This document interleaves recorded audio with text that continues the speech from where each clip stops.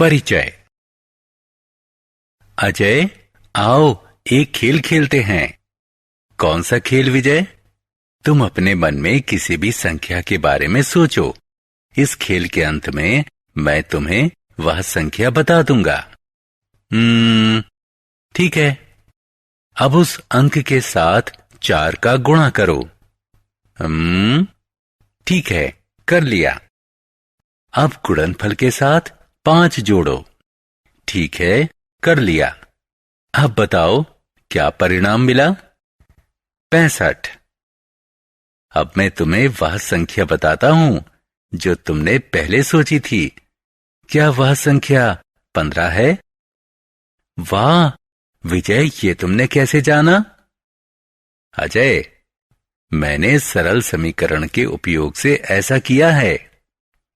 मैं भी यह जानना चाहता हूं। आओ मैं तुम्हें सरल समीकरणों के बारे में बताता हूं।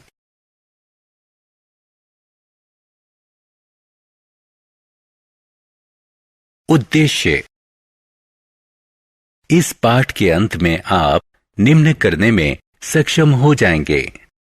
एक समीकरण को बनाना, समीकरण की अवधारणा को समझना, किसी कथन को समीकरण में और किसी समीकरण को कथन में परिवर्तित करना, समीकरण को हल करना, स्थानापन्न को समझना, सरल समीकरण से संबंधित समस्याओं का समाधान करना।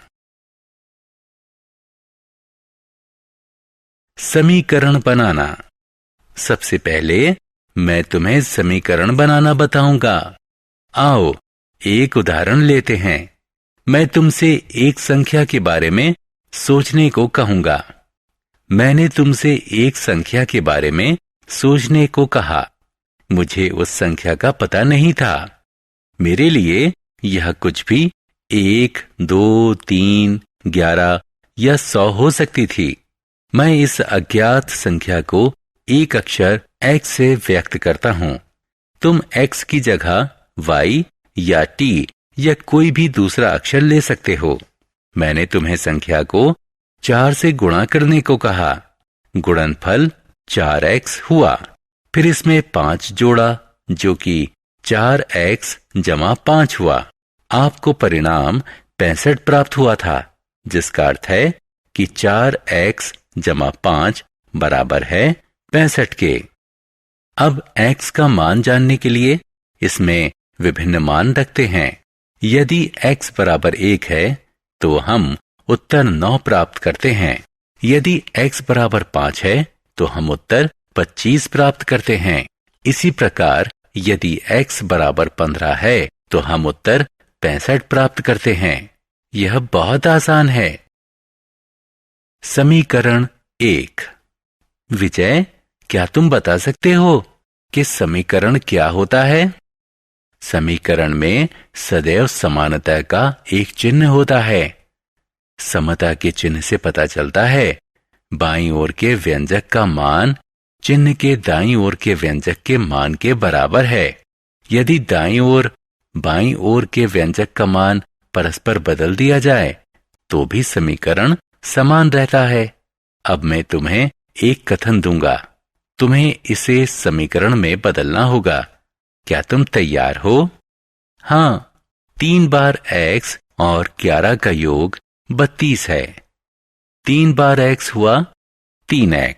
3x और 11 का योग होगा 3x + 11 योग हुआ 32।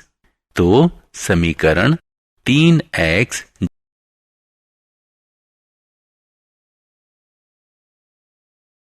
समीकरण 2। हम समीकरण को भी कथन में बदल सकते हैं। क्या तुम कोई उदाहरण दे सकते हो? ठीक है, इस समीकरण को देखो। x - 5 = 9। हम इसे इस रूप में लिख सकते हैं। x से 5 निकालने से 9 बचता है और हम लिख सकते हैं 5p = 20। एक संख्या p को 5 से गुणा करने पर 20 प्राप्त होता है। यह सही है। समीकरण को हल करना। हम एक समीकरण कैसे हल करते हैं? एक संतुलित समीकरण अपने दोनों पलड़ों पर बराबर वजन रखे एक तराजू की तरह है। यदि हम दोनों पलड़ों पर समान वजन रखें तो उसकी डंडी क्षैतिज हो जाती है। इसी प्रकार यदि हम एक समान वजन को हटाएं तो भी उसकी डंडी क्षैतिज ही रहती है। ठीक यही बात समीकरण के लिए भी सही है। यदि हम दोनों पक्ष से एक ही संख्या जोड़ें तो समीकरण अप्रभावित रहता है, और अगर हम दोनों पक्षों से एक ही संख्या घटाएं तो भी समीकरण अपरिवर्तित रहता है। यदि हम एक सही संख्या से गुणा या भाग दें तो भी समीकरण अपरिवर्तित रहता है।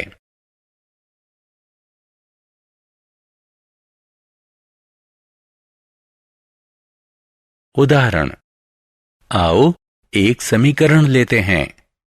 x जमा 3 बराबर 8। इस समीकरण के दोनों पक्षों से हम 3 घटाएंगे।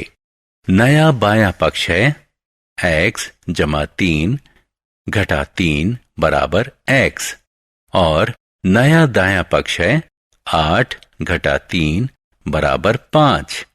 इस प्रकार हम x बराबर 5 प्राप्त करते हैं। लेकिन हमें 3 क्यों घटाना चाहिए? कोई दूसरी संख्या क्यों नहीं? क्योंकि 3 घटाने से दायां पक्ष x के बराबर हो गया। क्या तुम्हें यकीन है कि यह संख्या सही है? हम x की जगह में उत्तर रखकर इसकी जांच कर सकते हैं। यदि दायां पक्ष बाएं पक्ष के बराबर है तो जवाब सही है। हम देख सकते हैं कि यहां बायां पक्ष दाएं पक्ष के बराबर है, इसलिए हमारा जवाब सही है।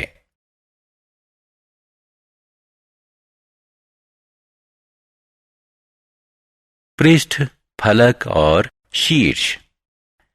अब इस समीकरण को लें। 5y बराबर 35। सिर्फ y पाने के लिए हम दोनों पक्षों में 5 से भाग देंगे।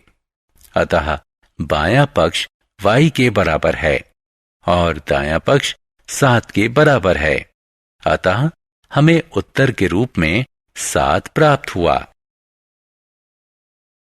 उदाहरण, अजय, क्या तुम इस समीकरण को हल कर सकते हो? हाँ, बाएं हाथ में p प्राप्त करने के लिए हम दोनों पक्षों में 5 जोड़ देंगे। हम पाते हैं कि 12p बराबर है 30 के। अब 12 से दोनों पक्षों को विभाजित करते हैं। उत्तर मिला p बराबर 5/2। बहुत अच्छा। क्या तुम जानते हो कि हम इन प्रश्नों को स्थानापन्न से भी हल कर सकते हैं? स्थानापन्न क्या है? आओ मैं तुम्हें समझाऊंगा।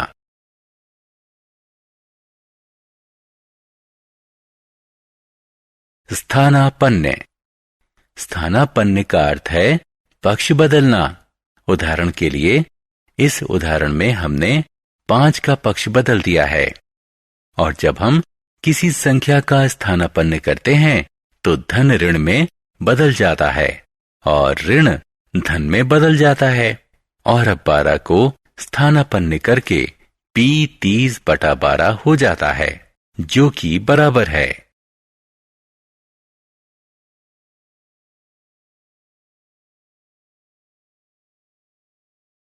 वास्तविक जीवन से उदाहरण। अजय, अब तुम समीकरण को हल करना जानते हो। तुम्हारे लिए एक प्रश्न है, पूछो। राजू के पिता की उम्र राजू की उम्र के 3 गुना से 5 साल ज्यादा है। राजू के पिता की उम्र 44 साल है, तो राजू की उम्र पता लगाओ। हमें राजू की उम्र पता करनी है, तो हम उसकी उम्र x मान लेते हैं। अब राजू की उम्र के 3 गुना से 5 ज्यादा 3x जमा 5, जो 44 के बराबर है। अब हम इस समीकरण को हल करेंगे। 5 को दाएं तरफ स्थानापन्न करने पर हमने प्राप्त किया 3x बराबर 39 के। 3 को दाएं तरफ स्थानापन्न करने से हमने पाया कि x बराबर है 13 के, इसलिए राजू की उम्र 13 साल है।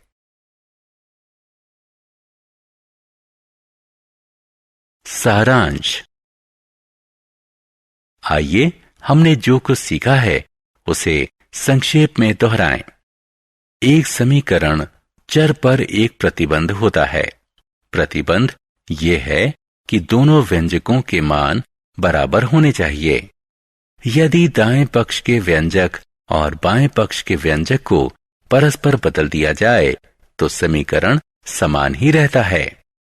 संतुलित समीकरण की स्थिति में दोनों पक्षों में एक ही संख्या जोड़ने या दोनों पक्षों से एक ही संख्या घटाना या एक ही संख्या के द्वारा दोनों पक्षों में गुणा करना या एक ही संख्या से दोनों पक्षों को विभाजित करने पर समीकरण का संतुलन अप्रभावित रहता है, यानी बाएं पक्ष का मान दाएं पक्ष के मान के बराबर रहता है। स्थानापन्न का अर्थ है एक पक्ष से दूसरे पक्ष में ले जाना। जब आप एक संख्या को एक पक्ष से दूसरे पक्ष में ले जाते हैं तो उसका चिन्ह बदल जाता है।